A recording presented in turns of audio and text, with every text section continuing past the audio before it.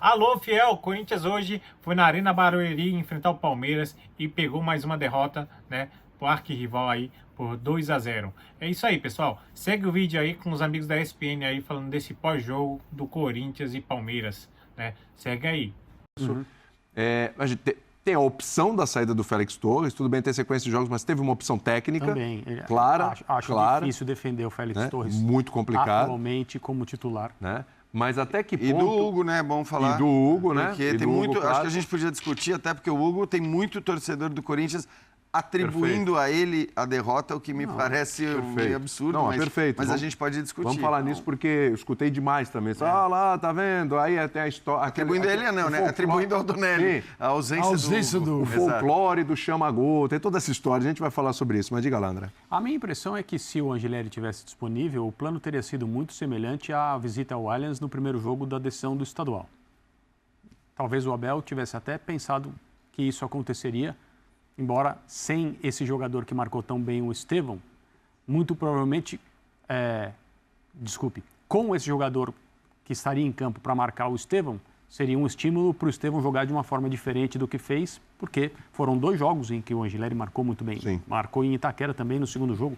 O Estevão pouco fez, ele foi contido pelo lateral do Corinthians. A escalação do Bidu não é para marcar ninguém, porque não é essa a característica dele. Então tem um jogador a mais no meio de campo para tentar fechar um espaço. O que é perigoso com um jogador como esse, que cria espaço. Hoje, lembrando do início do Estevão, as primeiras partidas no período em que ele, como disse o Jean, jogava demais e ninguém conseguiria imaginar outro jogador do Palmeiras, quem quer que fosse jogando por ali, ele era um cara que, se a marcação chegava perto, era driblada. Se a marcação dava espaço, era ultrapassada. Não tinha. Durante algum tempo, ele foi um jogador imarcável. E o Corinthians conseguiu solucionar esse problema nos 2 jogos da decisão estadual. Hoje, entre o Romero, a minha impressão é que era uma tentativa de recriar o sistema, mas já estava tudo dando errado, né? No momento em que se começa a pensar em alguma coisa. Com 20 minutos, o Palmeiras ganhava por 2-0. O Corinthians não teve condição de competir.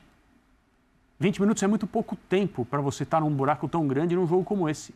A chance de acontecer um outro empate heróico com uma cobrança de falta, lembra desse? Sim. Barueri. Foi mais ou menos isso aí. O Corinthians perdia também por 2-0 até o final. 2 jogadores expulsos? Quantas vezes isso vai acontecer? Poucas vezes. É um evento raro. Às vezes fica muito claro que o Corinthians tem pouco repertório como time de futebol, coletivamente falando. Tem jogadores tecnicamente muito bons, do meio para frente. Quando o Garro não está, é um outro time. Se o Garro está hoje, é um problema a mais para o treinador adversário decifrar e marcar. Eu acho que quando o Corinthians não tem esse jogador em campo, pela capacidade de leitura que ele tem, de tornar os seus companheiros melhores, de dar assistências para o Yuri Alberto, fazer o Memphis jogar um pouco mais, também participar, chegar, bom chute de fora da área. Os gols que o Palmeiras fez hoje são gols que o Garro normalmente tenta fazer e muitas vezes consegue. Mas quando não tem, e não terá, pelo jeito, né? Não terá íntegra um jogador, aquilo que ele é capaz de fazer, no melhor da sua forma, ninguém sabe quando isso vai ter de novo. O jogo que decidiu o Campeonato Paulista, que foi o primeiro, o jogo do Allianz, quando saiu o gol, né? O segundo jogo foi ali para evitar que saísse o gol. O Corinthians teve uma postura diferente no plano tático. Ele trouxe o Romero para fechar um lado, recuou um pouco o Memphis do outro, porque justamente sofria muito e tinha sofrido no tal jogo que o Abel faz menção muitas vezes, né? Que o Palmeiras deveria ter vencido o jogo da fase de classificação, que tem um pênalti no final, pelos lados do campo, porque o Corinthians, com o losango de meio, ele deixa o corredor lateral muito exposto. E ele bloqueou esse corredor lateral, esses 2 corredores laterais, no primeiro jogo da final, saiu com a vitória. Conseguiu bloquear no segundo, arrancou o empate, campeão. Hoje ele não fez isso. Hoje ele abre mão de dobrar a marcação pelo lado do campo. Talvez, assim, tenha sentado um pouco em cima dos louros. Ele Ó. acreditou no Bidon. Ganhei, O Bidon então. seria o quarto jogador de meio de campo. Mas o Ajudar Bidon, na marcação. Mas o Bidon Mas você entra vê que mais ou menos na espécie na vaga do Garro ali, mais centralizado. que ele Ele não estava recompõe. jogando aberto, exatamente. Eu queria entender o que o Abel fala, quando ele fala, e quando é importante a nossa missão também tentar enganar o adversário, e a gente conseguiu hoje enganar o adversário. Eu acho que isso que você está falando, Eugênio, talvez seja o fato de que, e acho que assim, tudo bem, o Bidu não foi bem, é verdade, mas acho que a missão do Anriglieri hoje também talvez fosse mais difícil, porque com o Palmeiras jogando num 4-2-3-1, com os dois pontas muito claramente como pontas, a tua missão é mais clara. Acho que o Anriglieri teve durante 2 jogos a missão de marcar o Estevão, que está longe de ser uma missão fácil, mas que ele fez muito bem nas 2 vezes, assim como o Enzo Dias fez muito bem na lateral do São Paulo, quando precisou marcar o Estevão por ali. E agora é uma coisa diferente. Por quê? Primeiro, o Estevão tem uma movimentação maior. O Corinthians não estava com 3 zagueiros. Então, ali, o lateral esquerdo tem muitas vezes que se preocupar também com o Estevão, que, por mais que tenha mobilidade, é um cara que transita naquele setor do campo. E o Felipe Anderson, que talvez para mim tenha sido o destaque do jogo, tudo que ele jogou do lado direito, e que também era, de alguma maneira, uma incumbência do Bidu. Então eu acho que hoje a missão do lateral esquerdo era até mais difícil, embora não tivesse esse carimbo de, você é o responsável pelo Estevão. E não tinha o cara a protegê-lo. Exato. Não tinha o cara que tivesse ali para ajudar a dobrar talvez é o que o Calçado falou. Quando você joga o Felipe Anderson nesse setor... E vindo de trás, né? Não é que ele e ele muda um pouquinho o posicionamento do Estevão, quer dizer, ele dá mais liberdade. O Estevão, ele parte para cima de uma defesa que é frágil e não com o lateral que está grudado nele. Então, assim, o Estevão tem um corredor para atuar mais livre. Porque ele também é um cara que dá um tapa na frente e é difícil pegar. E quando você tem o marcador parado na sua frente, aí vem uma dobra. E o Estevão viveu isso com o Angileri e nesses 2 clássicos eu tenho uma dobra de marcação aqui, eu fiquei encaixotado. Ele liberou o Estevão e falou assim, Felipe Anderson, você cuida desse pedaço. E o Anderson é outro tipo de jogador. Ele trabalha aqui com mais passe, o volante. inteligência. Tudo bem, era um terceiro zagueiro, depois no segundo tempo tinha um lateral, que ficou um pouquinho mais preso.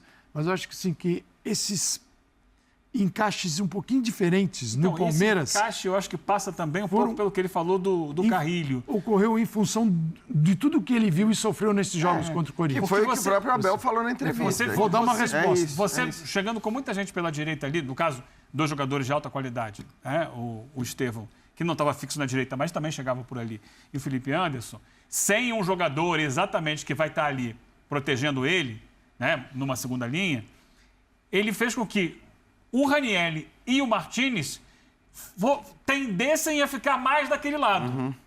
E isso isolava o Carrilho. O jogo transcorreu mais do lado direito, naqueles primeiros 25 minutos, depois a coisa muda de figura.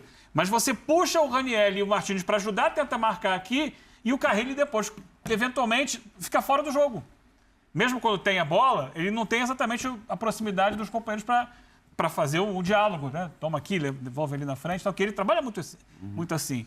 Passa por isso também, além de uma atenção especial em cima dele. Agora, Dimas, nosso editor-chefe aqui, se puder rodar os gols aí de novo, até para a gente entrar um pouquinho no que o Jean falou aqui.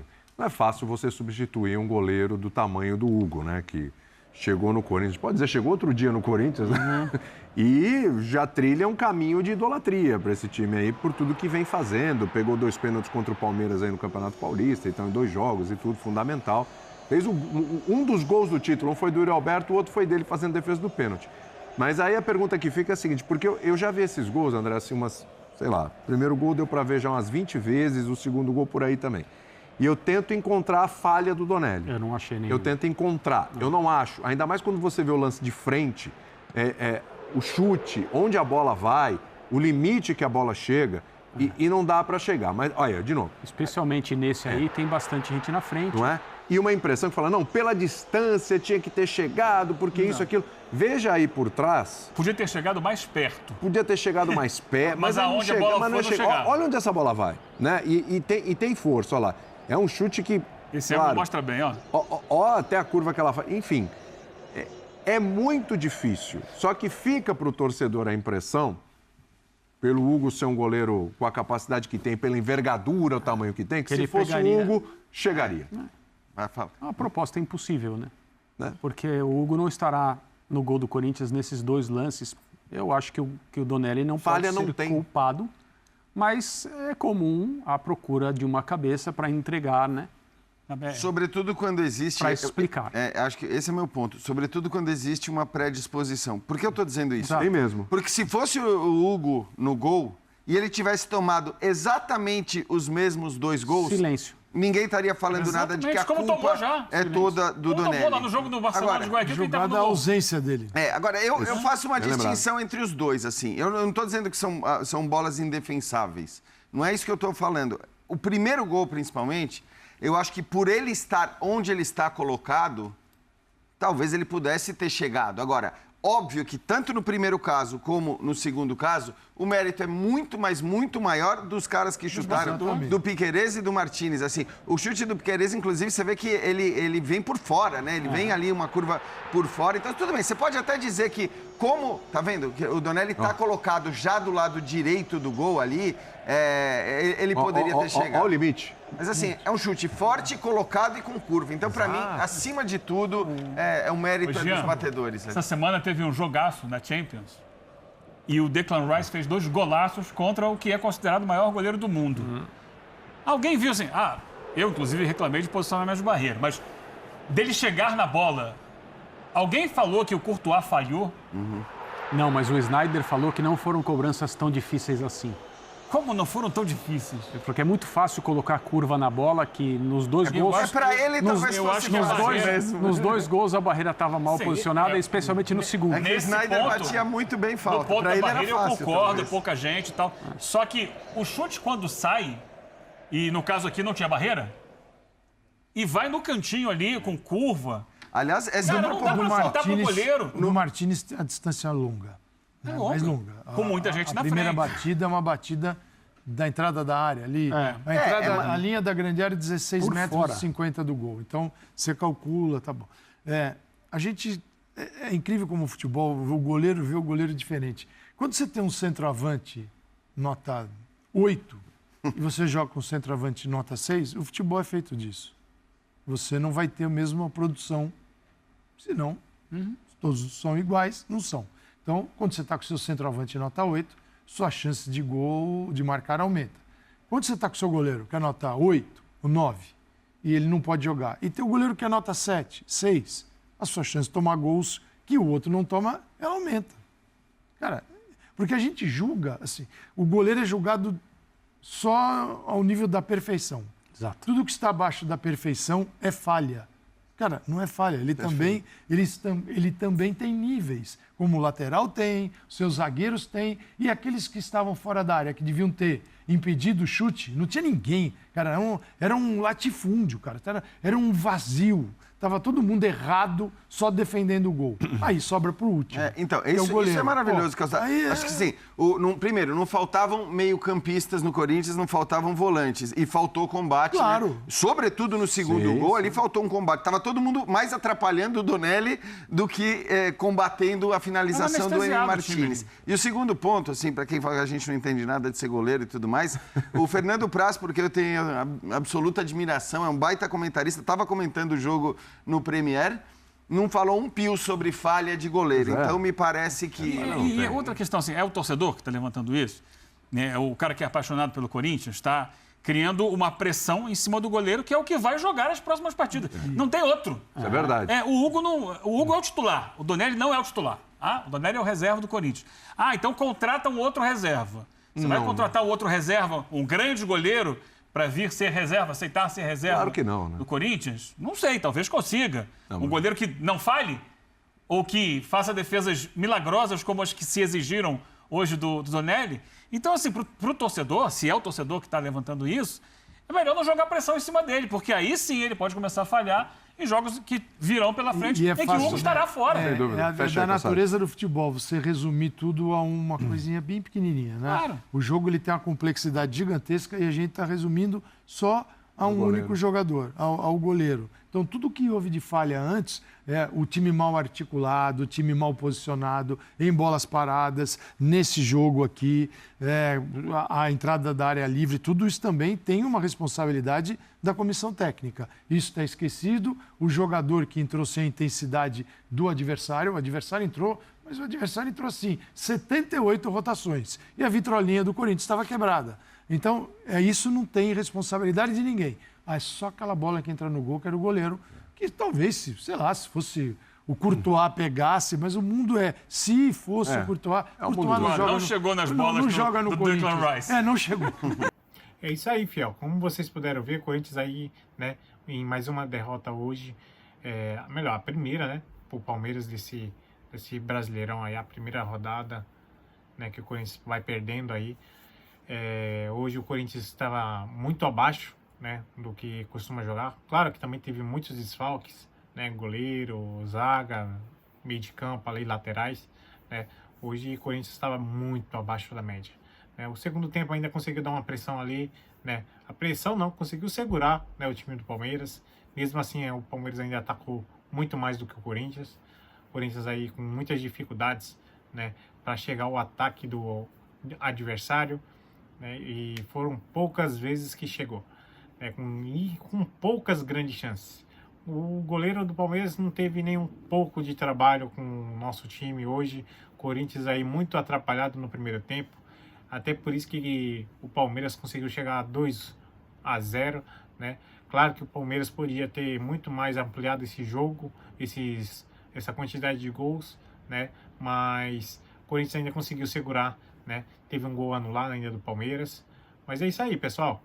Né, Corinthians aí com as grandes dificuldades aí, né, e fazer o quê? O Corinthians tem que melhorar, né, tanto dentro de campo como tecnicamente aí, né, hoje não pudemos contar com Garro, né, o Angileri, o Gustavo Henrique, também ainda está tudo em fase ainda de recuperação, e o Coronado também, né, também não pudemos contar hoje. Fora outros jogadores aí que também não foram escalados e também umas trocas, às vezes, desnecessárias. O Corinthians terminou o jogo com muito mais atacantes do que a gente pode ver, né? E com isso, mesmo assim, o Corinthians ainda perdeu por 2-0. Corinthians tendo aí o próximo jogo contra o Fluminense, bom time também, né? Corinthians aí esperamos aí um time mais alternativo aí para poder conseguir ganhar vitórias, né? E conseguir somar mais pontos. O Corinthians hoje está com 4 pontos, o Palmeiras hoje com a vitória de hoje foi para 7 e por enquanto dorme na liderança. É isso aí, pessoal. Muito obrigado por estar aqui até o vídeo até aqui, né? Se inscreve no canal, deixa seu like aí para fortalecer aí o meu trabalho. É isso aí, pessoal. Tamo junto. Até o próximo vídeo e valeu. E vai Corinthians!